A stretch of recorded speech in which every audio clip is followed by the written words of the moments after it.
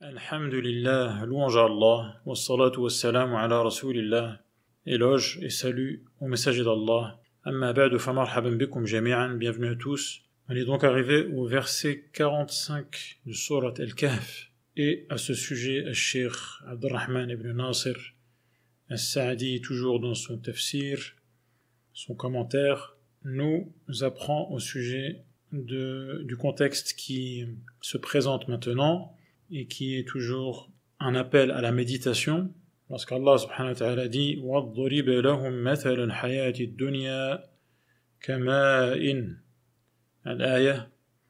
قال الشيخ رحمه الله يقول تعالى لنبيه صلى الله عليه وسلم أصلا ولمن قام بوراثته بعده تبعا.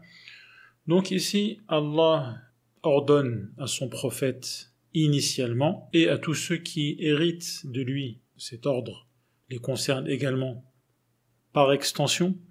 اضرب للناس مثل الحياة الدنيا.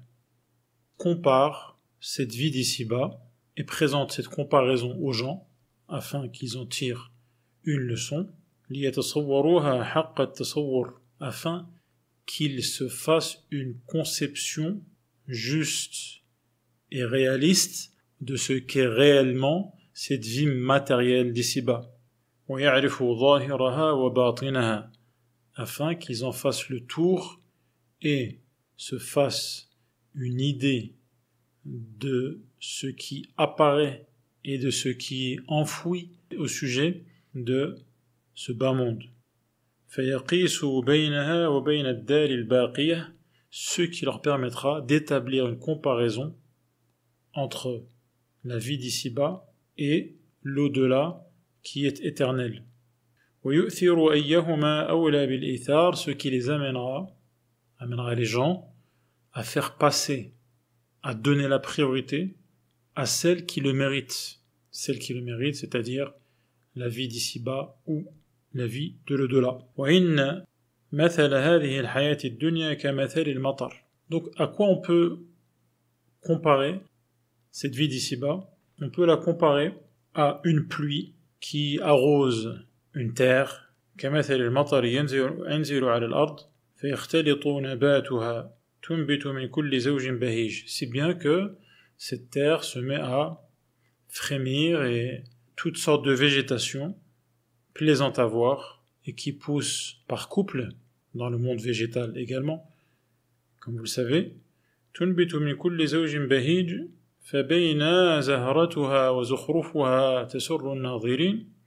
Et alors que la beauté et la splendeur ravit les yeux de ceux qui contemplent, وتفرح المتفرجين, ce paysage rempli de joie ceux qui cherchent à se distraire en observant avec plaisir cette nature, وتأخذ بعيون الغافلين, alors que ces paysages envoûtent les yeux des insouciants. إذ أصبحت هشيما تذروه الرياح, et voilà que soudain cette végétation verdoyante devient de la paille broyée, des fétus, des débris qui sont emportés par le vent. فذهب ذلك النبات الناظر والزهر الزاهر والمنظر البهي. Il ne reste plus rien de cette belle végétation, de ces fleurs florissantes, de ce paysage charmant. فأصبحت الأرض غبراء ترابا قد انحرف عنه النظر. Il ne reste plus qu'une terre nue, poussiéreuse, qui repousse les regards. وصرف عنها البصر وأوحشت القلب. Elle ne plaît plus à personne. Elle est désagréable à voir. كذلك هذه الدنيا, voilà à quoi ressemble ce bas monde. بينما صاحبها قد أعجب بشبابه. L'homme tourné vers ce bas monde et qui s'attache à cet aspect matériel, alors que il est complètement obnubilé par sa jeunesse, alors que il surpasse ceux qui sont de sa génération, alors qu'il commence à percer et à se distinguer dans ce bas monde, qu'il a réussi à accumuler, à amasser or et argent, alors qu'il cueille les fleurs du plaisir et déguste toute forme de jouissance, et qu'il passe son temps à assouvir ses désirs, et qu'il finit par croire qu'il y restera à jamais. Et voilà que, soudain, la mort le surprend ou la faillite le prend de court. La joie se dissipe. Le plaisir et le délice s'évaporent. Et son cœur est inondé de tristesse. Et voilà que la jeunesse, la force, l'argent, tout cela prend le large et le quitte. Et il ne reste plus que ses actions, bonnes ou mauvaises. Ce moment-là, l'injuste se mordra les doigts. Lorsque il saura de manière certaine la réalité de ce qu'il est et de sa situation. Lorsque il espérera revenir ici-bas, et il ne souhaitera pas revenir pour continuer à prendre du plaisir, mais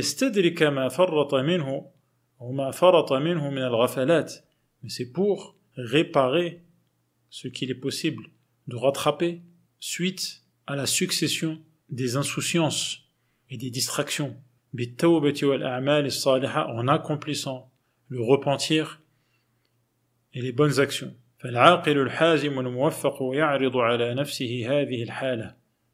Toute personne douée de raison, toute personne sérieuse et qui bénéficie du succès accordé par Allah se juge à la lumière de ce qui vient d'être décrit et établit une comparaison entre ce qu'il est et ce cas de figure. Et se dit à lui-même, imagine, suppose que tu es morte. Il dit à sa personne, imagine, considère que tu es morte. Et de toute manière, ce jour-là arrivera.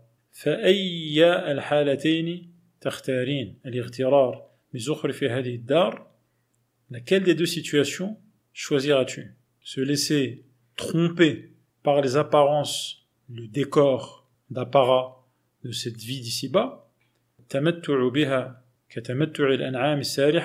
et le plaisir à la manière du bétail,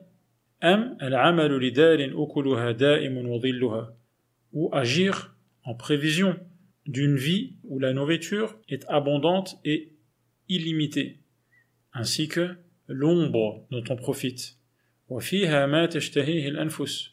Une vie dans laquelle tout ce que les âmes désirent est présent, et tout ce qui ravit les yeux.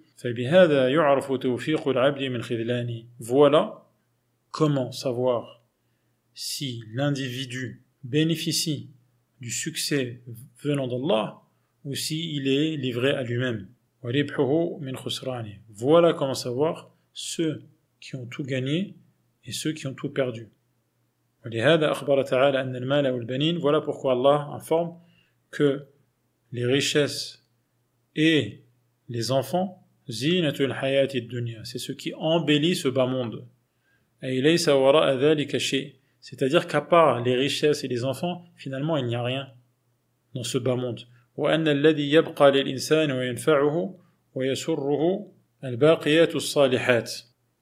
Et Allah informe que ce qui reste profitable, ce dont l'être humain continue à tirer profit, ce sont les actes permanents, les actes impérissables.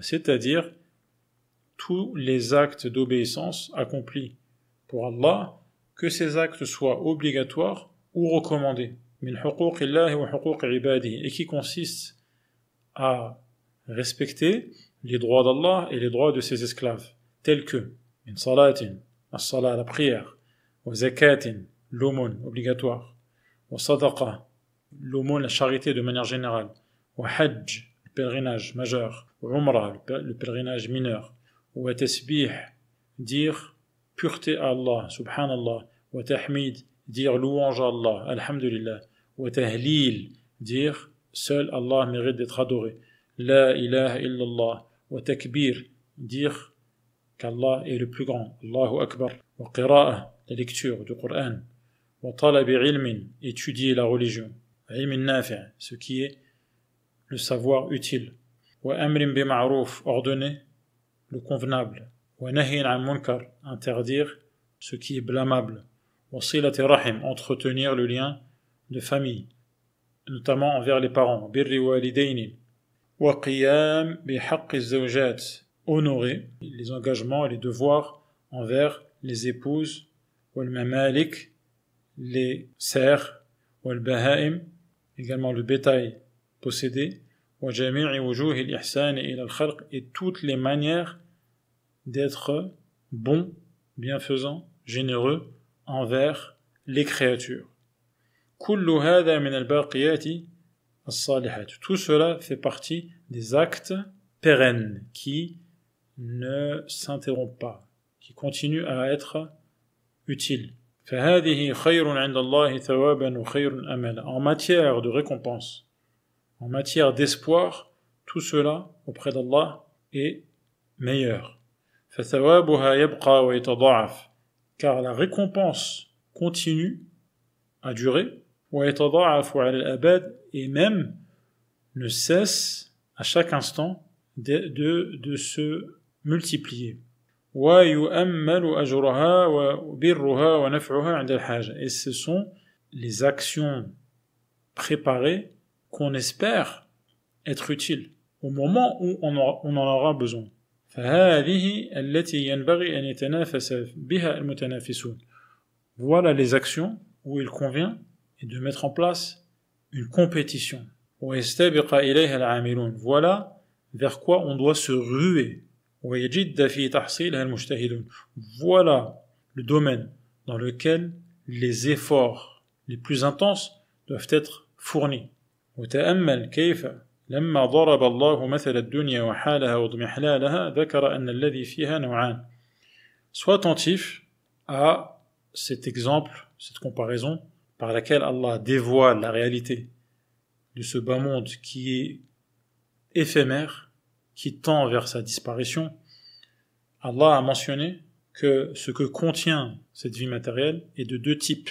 ذكر أن الذي فيها نوعان نوع من زينتها يتمتع به قليلا ثم يزول بلا فائدة تعود لصاحبه. Le premier type de ce qui embellit, enjolive ce bas monde, ce sont les plaisirs limités qui procurent donc une certaine jouissance, puis disparaissent sans continuer à être utiles. Celui qui a goûté à ce plaisir n'en profite plus une fois qu'il est terminé. Il n'en profite pas, et même, souvent, il y a des méfaits, des effets secondaires, négatifs, qui le rattrapent. Et il s'agit de al-mal ou al-banoun. Il s'agit des richesses, des différents types de ce que l'être humain possède, et les enfants. Et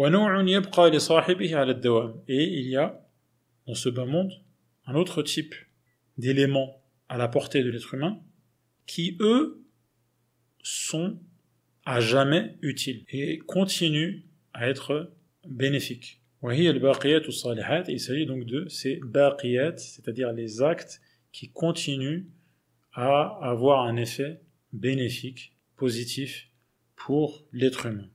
هذا والله أعلم وصلى الله على محمد وعلى آله وصحبه أجمعين والحمد لله رب العالمين.